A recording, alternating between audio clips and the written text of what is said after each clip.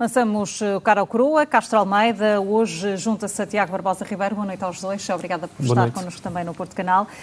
E vou começar por si, Tiago Barbosa Ribeiro, para colocarmos aqui à análise esta questão do SIS, aquelas que foram as afirmações feitas pelo líder do PSD, bem como ameaças à retirada de confiança da Secretária-Geral do Sistema de Informações da República Portuguesa, se não houvesse aqui uma forma de se retratar o Governo nesta matéria.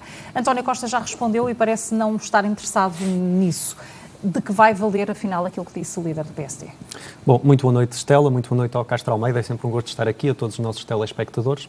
Bom, sobre essa matéria, eu percebo que agora o atual líder do PSD parece estar especializado em enviar cartas ao Primeiro-Ministro que, pelo meio, chegam à comunicação social, desviando nesses temas, os temas que verdadeiramente interessam aos portugueses, a melhoria da situação económica, a redução do desemprego, os apoios às famílias, às empresas, o crescimento do PIB, e tem-se vindo a focar numa série de casos algo laterais da nossa vida política. No caso da carta em concreto que o Dr. Luís Montenegro enviou, ela causa uma enorme perplexidade, por várias razões. Em primeiro lugar, porque aquilo que foi o trabalho das secretas nesta matéria, que teve a ver com a recuperação de um equipamento com documentos classificados por parte do Estado português, com informações críticas no âmbito das infraestruturas, já todos percebemos que não houve qualquer intervenção do Governo, qualquer orientação operacional do Governo para a atuação do SIS e dos serviços de segurança, e os serviços de segurança atuaram no quadro das suas competências. Isto mesmo foi já explicado com dois documentos que foram enviados à primeira Comissão na Assembleia da República, que talvez o Dr. Luís Montenegro não tenha tido acesso. Aparentemente terá havido um convite por parte do Primeiro-Ministro para duas reuniões com os serviços de informação, com os responsáveis dos serviços de informação e com o Primeiro-Ministro e o Dr. Luís Montenegro, para que lhe fosse explicado detalhadamente, com a informação classificada, tudo aquilo que se passou. Ele não terá tido interesse nessas reuniões e, portanto, aparentemente estaria esclarecido. E agora procura, com esta carta, fazer combate político ao Governo de forma algo irresponsável em torno dos serviços. Onde está aí a responsabilidade na sua leitura? Está na utilização e na instrumentalização do tema da segurança e dos serviços de segurança para esse combate, porque, repare, a lei orgânica dos serviços de segurança e de fiscalização pode sempre ser melhorada, naturalmente, mas essa lei orgânica resulta de uma lei de 2014 que foi apresentada pelo então PSD-CDS, era líder parlamentar o Dr. Luís Montenegro, que votou essa lei.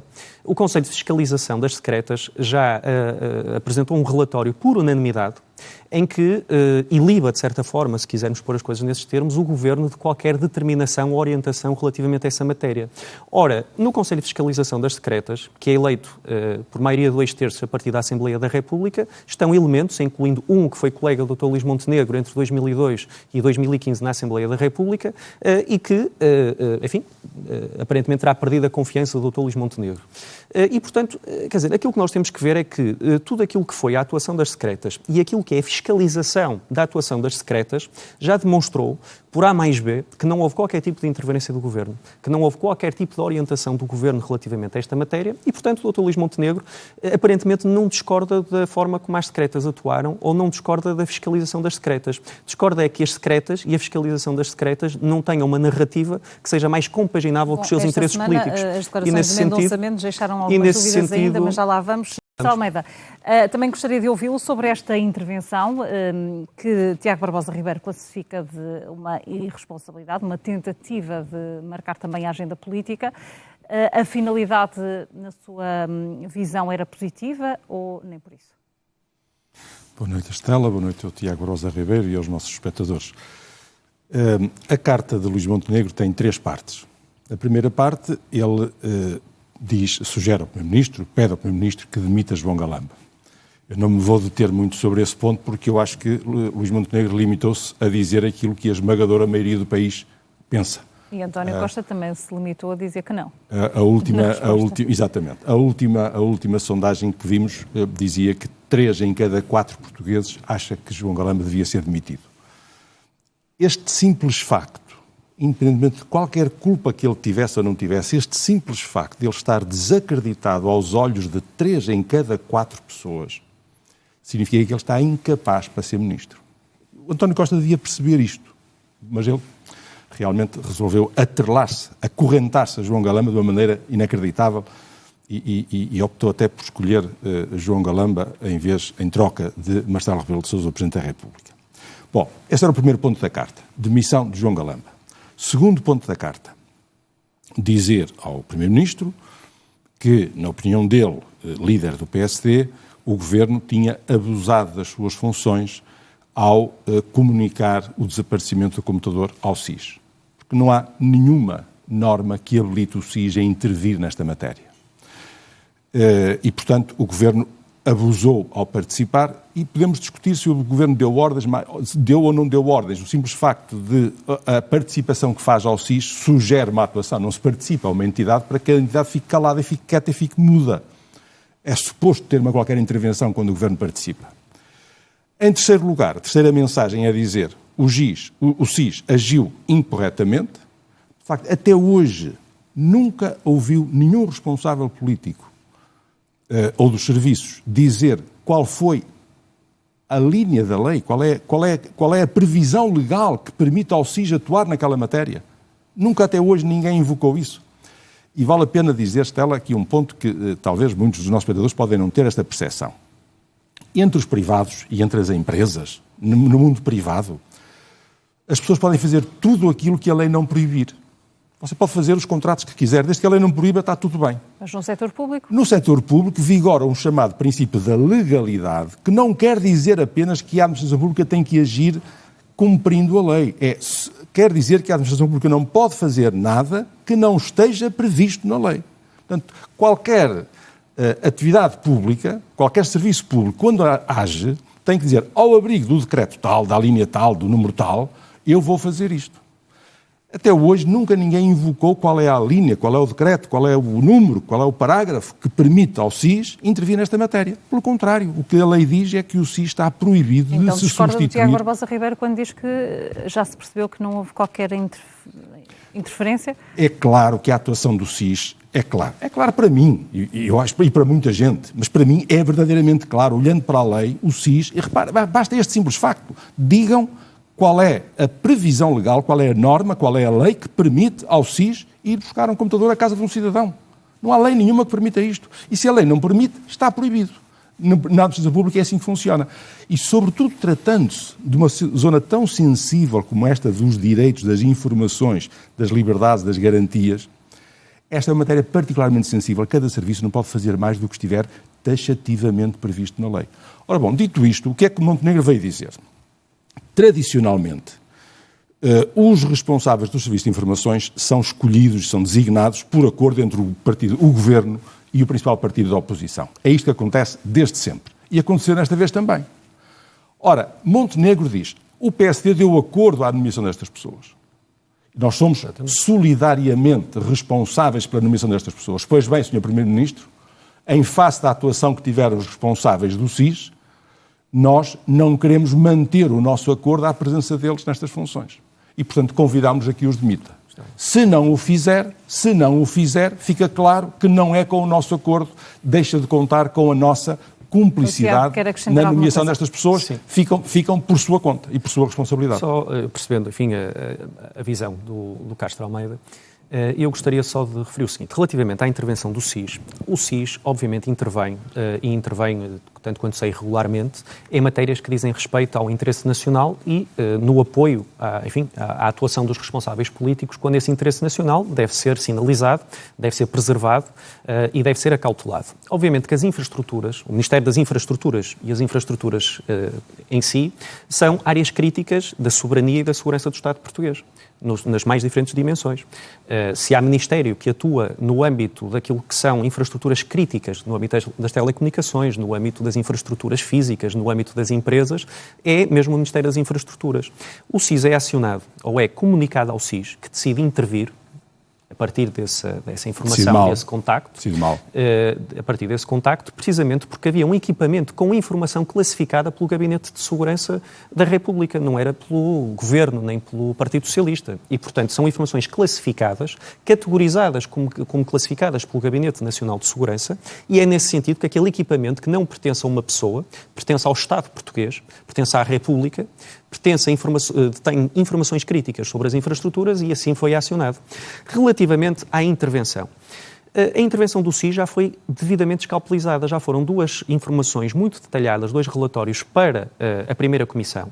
O Primeiro-Ministro convidou Luís Montenegro para 2 reuniões a 8 de maio e a 18 de maio, às quais o Dr. Luís Montenegro não quis comparecer, com os responsáveis dos serviços de informação para prestar toda a informação que entendesse necessária, e o Conselho de Fiscalização das Secretas, que por definição fiscaliza a atuação das secretas, aprovou um relatório por unanimidade em que demonstra que não houve qualquer ilegalidade na atuação do SIS. E, portanto, perante estas informações, eu não sei o que mais é que o Dr. Luís Montenegro pode aspirar a intervir sobre esta matéria, a não ser mudar a fiscalização dizia, de quem fiscaliza. Mendonça Mendes também falou sobre isto e sobre os timings, os tempos, as chamadas para...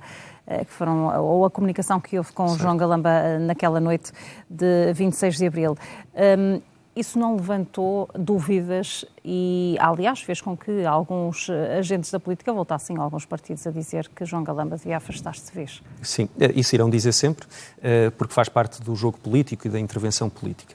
Nós temos uma CPI que tem um âmbito determinado que tem a ver com a avaliação, nós já nem nos lembramos no dia-a-dia, que a CPI, que tem a Comissão Parlamentar de Inquérito, que tem um enquadramento próprio, tem uma intervenção própria, incide sobre uma indenização ou uma ex-administradora da TAP. Desde então, enfim, com até alguma concordância, alguma anuência por parte do Partido Socialista, o objeto da Comissão é a cada semana a semana anterior. E, portanto, isto é interminável porque faz parte do jogo político e, portanto, naturalmente que todas as semanas vão surgir pequenos detalhes. Eu vi com toda a atenção a audição do Ministro João Galamba, acho que, aliás, saiu bastante bem, e a certa altura as perguntas já eram do género, mas foi às 21h31, ou foi às 21h32, ou foi às 21h33. Quer dizer, isto a certa altura já entra num nível quase de ridículo que se torna, enfim, que eu creio que satura os portugueses e que não permite esclarecer nada a não ser alimentar esta dimensão. Relativamente a esta matéria, o que foi feito pelo Gabinete das Infraestruturas já foi explicado várias vezes. O Gabinete das Infraestruturas, através da sua chefe de gabinete, que também já foi à Comissão Parlamentar de Inquérito, comunicou a quem entendeu comunicar, aos serviços de segurança e às tutelas diretas, desde logo ao Gabinete do Primeiro-Ministro, essa matéria, a matéria do roubo, ou, enfim, não quero estar a classificar para não entrar naquela discussão se era roubo, se não era, bom, na subtração de um computador com informações críticas das infraestruturas assim classificadas pelo Gabinete Nacional de Segurança. E o SIS foi acionado nesse contexto. O SIS não foi acionado por determinação de um membro do Governo, não foi acionado certamente por determinação do seu Primeiro-Ministro, nem pelo Gabinete do Primeiro-Ministro. Foi acionado no contexto dos procedimentos de segurança que estão estabelecidos e determinados pelos serviços de segurança para estas matérias. E, portanto, nós depois podemos continuar a discutir quem ligou a quem, se foi às 21h31, se foi às 21h32, enfim, acho que é uma novela que já está não deixa de ser um pouco importante gasta. também para aquilo que é o objeto desta Comissão, ou melhor, naquilo que foi o... Esta já não, mas... Exatamente, mas que ainda está a ser o objeto desta Comissão, porque há aqui uma questão de calendário. Deixa-me só dizer isto. De facto, não tem nenhuma importância saber se é aos 31 ou aos 32. O ponto é este. O SIS, o Serviço de Informações, as polícias secretas têm que ser tratadas com pinças. E os portugueses têm que estar seguros de que aquela instituição funciona à prova de bala. Que funciona dentro da lei, que não exorbita da lei e que não anda às ordens do governo. Absolutamente. De nenhum governo, do PS ou do PSD. Isto é que é fundamental garantir. E isto não foi garantido neste caso. Vimos um governo que com grande liberdade pega no telefone e liga para o SIS, uma chefe de gabinete, mostra um tocato lá com os serviços que não é saudável, e vemos um SIS que, sem nenhum fundamento legal, liga para um cidadão às não sei quantas da noite, nem vou dizer a hora para não pensar que estou ligado aos minutos, a pedir para reaver o computador. O SIS não tem competência para isto. E nós não podemos ser tolerantes nesta... Tiago, não pode haver tolerância nesta matéria. Temos que estar seguros, de que o SIS intervém com independência face ao governo. Mas estou inteiramente de acordo consigo. Não há nenhuma divergência. Interessa-me pouco. Se o conceito de fiscalização que fiscaliza diz que não houve por unanimidade... E eu aí estou em desacordo consigo. O conceito de fiscalização está lá para fiscalizar aquilo de que eu não estou ao corrente e que os portugueses não estão ao corrente. Quando as coisas vêm ao domínio público, quando as coisas vêm ao domínio do público, o público, e eu também lá estou no público, claro, tenho o direito de avaliar. Naturalmente. Mas eu não preciso, o Conselho de Fiscalização está lá para fazer o seu trabalho 365 dias por ano, das coisas que eu não conheço. Quando eu conheço, deixe-me ser eu a fazer um juízo, ter a minha própria avaliação. E os portugueses têm direito de avaliar. E eu sinto que não há aqui segurança nesta forma como o Governo se relacionou com o SIS e como o SIS se deixou instrumentalizar pelo Governo. Pode mesmo avançar e teria, por exemplo, o seu apoio? Eu acho muito. Mas eu sou totalmente a favor que, se o SIS agiu ilegalmente, e age ilegalmente quando não há uma lei que lhe permita agir, se ele age ilegalmente, não é preciso haver uma lei que o proíba de agir, tem que haver uma lei que lhe permita, e se não há essa lei, ele agiu ilegalmente. E até hoje ninguém invocou a lei ao abrigo da qual ele foi. Mas o SIS não tem competência para ir buscar o computador à casa de ninguém. Tanto tem que foi. Mas não tem competência para o fazer, mas lá está, agiu ilegalmente. Não foi ilegalmente. E, portanto, é essa... Essa é a avaliação do PSD, não é a avaliação de quem fiscaliza o SIS. Peço desculpa, mas repare uma coisa. Diga-me, alguém que me diga, o Primeiro-Ministro foi desafiado N vezes no Parlamento a dizer, diga lá, perguntar a toda a gente, digam qual foi a base legal, qual é o suporte legal, qual é a lei que permite ao SIS atuar dessa maneira. Não apareceu lei nenhuma até hoje. Os relatórios, 2 relatórios estão na primeira comissão e insisto que houve 2 reuniões, está na carta que o Sr. Primeiro-Ministro enviou ao líder da oposição, convidou para 2 reuniões, no dia 8 de maio, no dia 18 de maio, com os responsáveis do SIS, para detalhar essa informação. Não é preciso informação especial. E o Dr. Luís Montenegro não compareceu nas reuniões. Senhor, basta ter a informação que veio ao público. Pela informação que veio ao público, eu fico sobressaltado sobre esta forma como o Governo se relaciona com o SIS e como o SIS se deixou instrumentalizar pelo Governo. E por isso merece censura. E eu acho muito bem o PSD se dissocia desta forma de atuar. Esta foi uma semana marcada também por outros assuntos relacionados com a TAP e pelo reaparecimento, e neste caso também no Parlamento, mas numa comissão, ainda não na Comissão Parlamentar de Inquérito da TAP, de Pedro Nuno Santos. Castro Almeida, tantas vezes falamos aqui de Pedro Nuno Santos, e depois de toda a confusão, toda a turbulência, quem é que se viu naquela audição? Estas audições todas desta semana, eu penso que nenhuma delas vai ficar na história. Daqui a uns anos, nada daquilo fica na história. Mas não foram irrelevantes. Sobretudo, eu diria que a posição, vimos o ex-ministro Pires de Lima defender a privatização em 2015, justificar porque é que a fez, e penitenciando-se de ter feito tão tarde, devia ter sido mais cedo. Acho que fez bem. Depois Pedro Nuno Santos veio dizer que isto foi o que fez o governo do PSD foi péssimo e o que fez o governo do PS foi excelente, ao renacionalizar em 2016 e ao nacionalizar completamente em 2020, que foi patriótico e que foi fantástico, e se não fosse isso era uma calamidade. Eu creio que daí ficou claro desse confronto que, de facto, o Neilman, o americano que tinha comprado a TAP inicialmente, foi o único que saiu a ganhar nisto. Ele levou embora 55 milhões, muito mais do que aquilo que trouxe para a TAP, e quem lhe deu esse dinheiro foi o acordo que o PS fez para lhe comprar as ações. De facto, foi o grande ganhador. De culpas tripartidas, do Estado, dos governos de coligação, do governo PS e também dos privados que estiveram envolvidos. Stella, vai ver o PSD, vai dizer que a culpa foi do PS, o PS vai dizer que a culpa foi do PSD. E agora os portugueses vão ouvir o que é que cada um diz e fazem o seu juízo. E provavelmente há culpas de todos os lados. Uma pessoa, por exemplo, Pires de Lima já veio dizer, nós tivemos a culpa, fizemos aquilo demasiado tarde, devia ter sido mais cedo. Mas agora, a forma como foi feita a privatização, ficou demonstrado que não era verdade aquela coisa que Pedro Nuno Santos disse, que eram os lucros todos para os prejuízos todos para o Estado, os benefícios para os privados. Ficou demonstrado que não foi assim, mas isso agora é a parte que menos me interessa. O que eu gostava aqui de salientar é que talvez, depois a posição do Pedro Nuno Santos nesta audição, eu acho que ele não teve perguntas difíceis, verdadeiramente. Aquilo correu-lhe bem.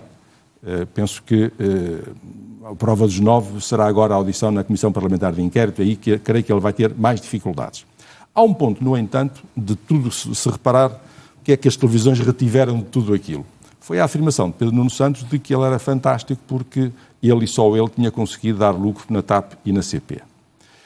E isto, eu quando ouvi, isto faz-me lembrar, de facto, eu gosto muito de citar uma expressão que eu aprecio muito, aquela que diz assim: para a mentira ser segura e atingir profundidade, tem que ter sempre à mistura qualquer coisa de verdade, dizia o poeta Aleixo.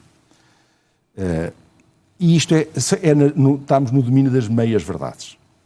É verdade que no mandato em 2022, quando Pedro Nuno Santos tutelava a TAP e a CP deram lucro. Parte da verdade. Agora temos que ver a outra parte. Porquê é que deram lucro? Bom, no caso da TAP, foi à custa de corte de salários dos trabalhadores, foi à custa de uma injeção de capital de 3.200 milhões de euros e foi à custa de um ano fantástico do turismo. Pudera que não desse lucro. Qualquer um tinha que dar. No caso da CP é ainda mais engraçado. Na CP vou-lhe contar rapidamente porque é que deu lucro. Tradicionalmente a CP dá prejuízo. Porquê? Porque os bilhetes são vendidos mais baratos do que o seu custo. E então, depois, no fim do ano, registra-se um prejuízo e o Estado dá uma indemnização compensatória porque os bilhetes eram mais baratos do que o seu custo. Desta vez, como é que fizeram? Em vez do Estado pagar uma indemnização depois das contas, a CP disse: ó Estado, dê-me para cá uns milhões de euros porque eu vendo os bilhetes mais baratos do que o seu custo. E, portanto, a indemnização do Estado entrou antes, foi já para as contas, e as contas deram positivas. Mas isto é apenas a engenharia financeira, não há aqui nenhum mérito de gestão profissional, é só a engenharia financeira. Tiago Barbosa Ribeiro, e este reaparecimento de Pedro Nuno Santos foi uma engenharia política também à mistura? Se foi engenharia política, foi por parte da oposição, que o convocou para ir à Comissão, neste caso de Economia, e creio que eventualmente terão ficado arrependidos depois de terem ouvido o ex-ministro Pedro Nuno Santos, porque eu creio que lhe correu francamente bem a audição e conseguiu explicar a sua intervenção, a sua visão política. Eu creio, todavia, que a principal notícia das últimas audições que temos visto nesta matéria, no âmbito da TAP, foram mesmo as famosas cartas de conforto, que, de facto, garantiram aos privados um conjunto de benefícios e de socialização dos prejuízos para o contribuinte que não são compagináveis com a boa gestão pública. Ou seja, o Monteiro, que já o ex-secretário de Estado que teve a liderar a privatização, não negou aquilo que foi apresentado pelo também ex-ministro Pedro Marques na semana passada, e eu creio que é preciso, relembrar que foi feita uma privatização de uma empresa desta natureza por um governo de gestão que durou pouco mais de um mês. E, portanto, tudo isto tem uma história que não começou nestas comissões de inquérito. E, portanto, é muito importante percebermos todo este percurso. Relativamente aos resultados, não é apenas a engenharia financeira. Atenção, porque a TAP, estamos a falar de resultados operacionais, descontado, obviamente, aquilo que foi a injeção que todas as companhias aéreas tiveram durante o período da pandemia e, portanto, a questão tem a ver com isso, não tem a ver com a nacionalização propriamente dita, independentemente de concordâncias ou discordâncias com ela. E, no caso da CP, as indenizações compensatórias fazem parte dos contratos de gestão de qualquer serviço público. Todas as empresas públicas têm uma indenização compensatória ou uma participação precisamente por se prestarem um serviço público e operarem abaixo dos valores de mercado. No caso da CP, eu creio que tem que ser reconhecido ao ex-ministro Pedro Nuno Santos uma verdadeira revolução que foi feita. Quando ele lá chegou, todos nós nos lembramos das supressões permanentes de comboios no país, porque não havia material circulante que estava por aí abandonado, que foi recuperado com a reabertura aqui de Guifões, aqui ao lado, que tinha sido fechado. A fábrica para o novo comboio de alta velocidade, que já foi anunciada e vai ser feita em Portugal, a contratação de centenas de trabalhadores, nomeadamente para Guifões, mas também para a CP, e toda uma recomposição, digamos assim, daquilo que era o serviço público de transporte ferroviário, que estava muito degradado e foi muito recuperado durante o consulado do ex-ministro Pedro Nuno Santos. Mas eu estou de acordo com esse reconhecimento, só que isso não tem nada a ver com lucros. E, portanto, na questão dos lucros foi à custa da engenharia financeira, não foi à custa disso. Embora eu apoie totalmente essas medidas. A indenização compensatória faz sempre parte, isso aí. Mas a indenização compensatória, se fosse paga no final, não entrava nas contas. Mas o resultado era o mesmo. Exatamente, o Estado pôs lá o mesmo dinheiro, só que em vez de pôr no final como indemnização, pôs agora como participação financeira. Mas isso não altera as contas no fim do ano. É apenas isso que eu quero dizer. Castro Almeida, Tiago Barbosa Ribeiro, obrigada pela vossa presença. Obrigado.